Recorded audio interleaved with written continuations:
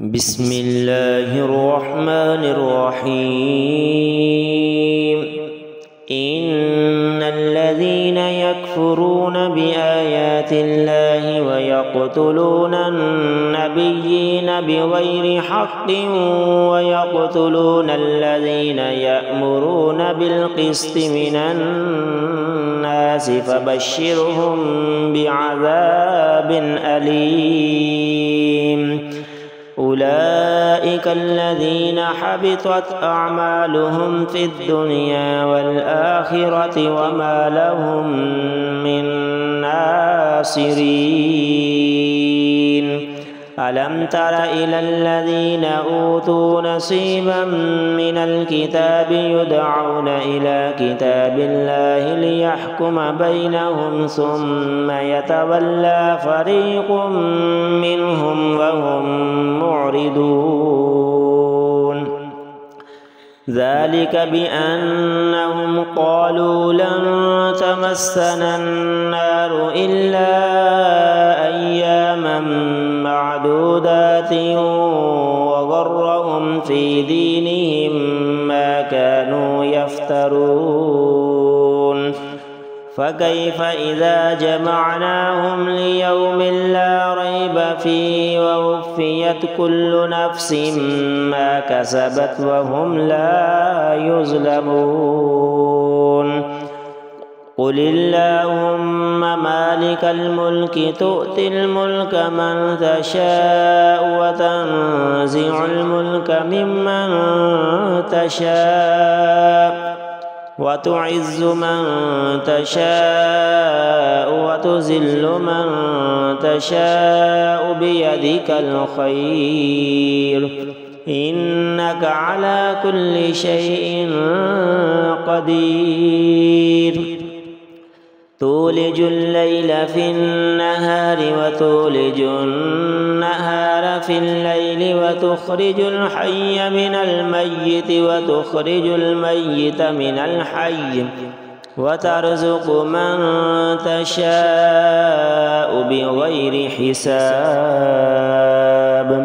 لا يتخذ المؤمنون الكافرين أولياء من دون المؤمنين ومن يفعل ذلك فليس من الله في شيء إلا أن تتقوا منه تقاة ويحذركم الله نفسه وإلى الله المصير.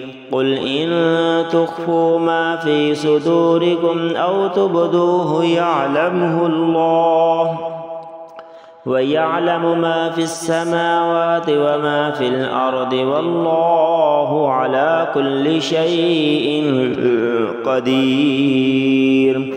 يوم تجد كل نفس ما عملت من خير محضرا وما عملت من سوء تود لو أن بينها وبينه أمدا بعيدا ويحذركم الله نفسه والله رؤوف بالعباد.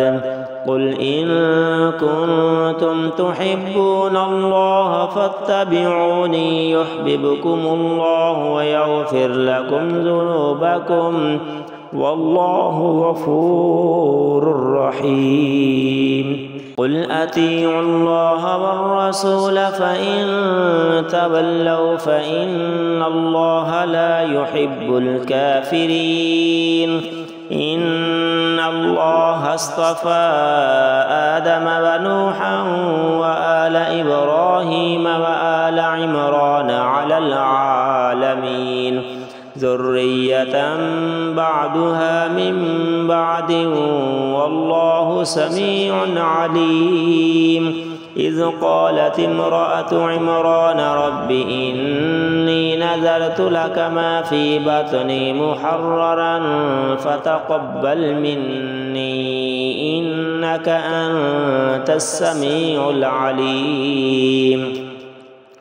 فلما وضعتها قالت رب إني وضعتها أنثى والله أعلم بما وضعت وليس الذكر كالأنثى وإني سميتها مريم وإني أعيذها بك وذريتها من الشيطان الرجيم فتقبلها ربها بقبول حسن وأنبتها نباتا حسنا وكفلها زكريا كلما دخل عليها زكريا المحراب وجد عندها رزقا قال يا مريم أنى لك هذا قالت هو من عند الله إن الله يرزق من يشاء بغير حساب